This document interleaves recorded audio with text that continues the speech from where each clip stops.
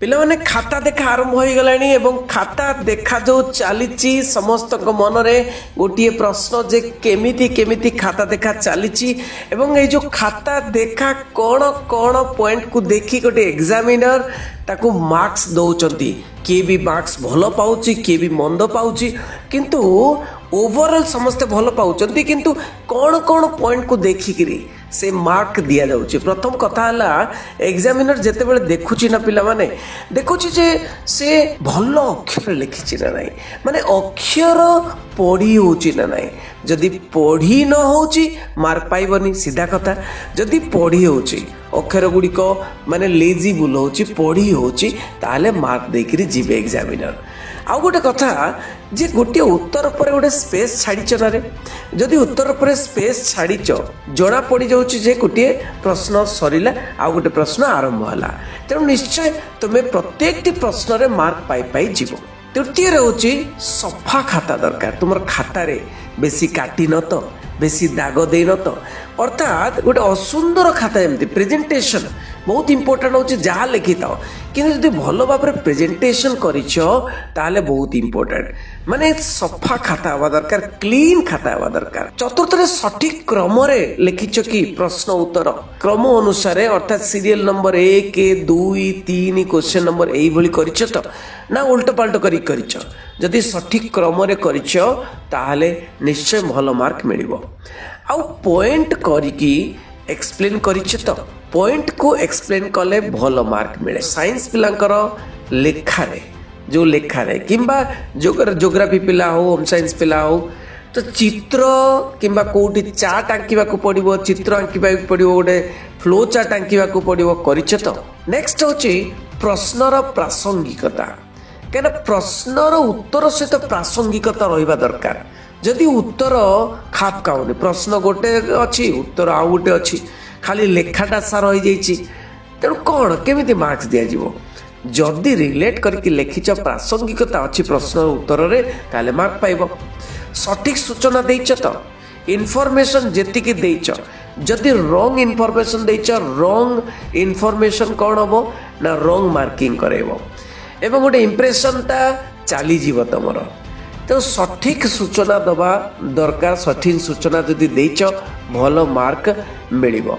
आउ गोटे कथा मु कहिथिले हाइलाइट करिवा पाई अंडरलाइन करिवा पाई जो मुख्य शब्द गुड़िक अच्छी बा मेन वर्ड्स गुड़िक अच्छी कि मेन वाक्य अच्छी ताको अंडरलाइन करिवा अंडरलाइन करदेले कौन ना ए जो एग्जामिनर अच्छे तांको मनटा को सेठी पड़े जीवो तांको आखिटा सेठी पड़े जीवो जो अंडरलाइन करछि माने सेटा करेक्ट थिवो नहीं तेणु अंडरलाइन करवाटा बहुत दरकार जदि अंडरलाइन करिछ भल मार्क मिलिबो। आउ शब्द गणना पालन करिछ तो अर्थात शब्द गणना माने 40 रु 60 शब्द भीतर लेख किंबा 60 रु 80 शब्द भीतर लेख मु तुमको कहितली जे सेंटेंस गणि दबो नहीं लाइन गणि दबो गोटे लाइन रे 7-8 टी शब्द थिवो बहुत अधिक लिखि नथिबो कि बहुत कम लिखि नथिबो जदि सही गणना भितर अच्छी शब्द भितर अच्छी ताले भल मार्क पाइबो। व्याकरण बनान संशोधन पिला माने स्पेलिंग रे भी मार्क काटंती केटी MIL ओडिया किंबा इंग्लिश रे स्पेलिंग जदि ठीक अच्छी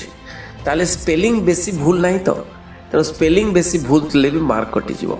समस्त प्रश्नर उत्तर करिछ तो सेटा भी बहुत बड़ इंपोर्टेंट प्रश्न समस्त प्रश्न कहिना जो क्वेश्चन छाड़ी देइथिबो सेतरे मार्क मिलिबनी एटा साधारण कथा तो सबु गुड़िक प्रश्न जदि आंसर देइछ तेणु लिखिछ किछि किछि रिलेट करिकरी ताले निश्चय मार्क पाइबो। किछि पिला कौन करंती किछि प्रश्न को छाड़ी की पड़े आसंते अरे छाड़ी देले कौन मार्क मिलिबो के छाड़ी देले मार्क मिलिबो नहीं तो प्रत्येक विभाग को गुरुत्व देवाक पड़िबो।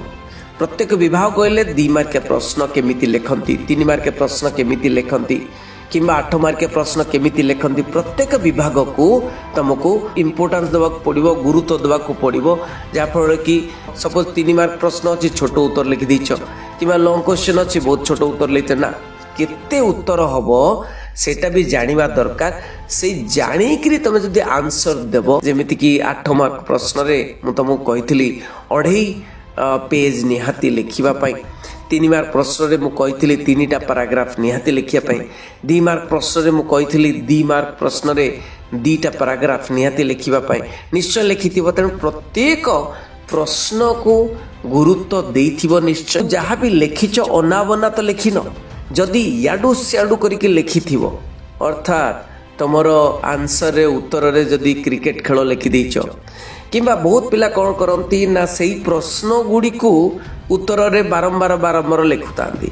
ଏଇଟା ଗୋଟେ ବ୍ୟାଡ୍ ଇମ୍ପ୍ରେସନ୍ ପଡ଼ିଯାଏ। କିଛି ତ ଅକଲ ଅଛି, କିଛି ତ ବୁଦ୍ଧି ଅଛି, ତାକୁ ଖଟେଇକିରି କୌଣସି କ୍ୱେଶ୍ଚିନ୍ ଉପରେ ତ ତୁମେ ଲେଖିପାରିବ, ସେ କ୍ୱେଶ୍ଚିନ୍କୁ ଭାବି ଲେଖିପାରିବ।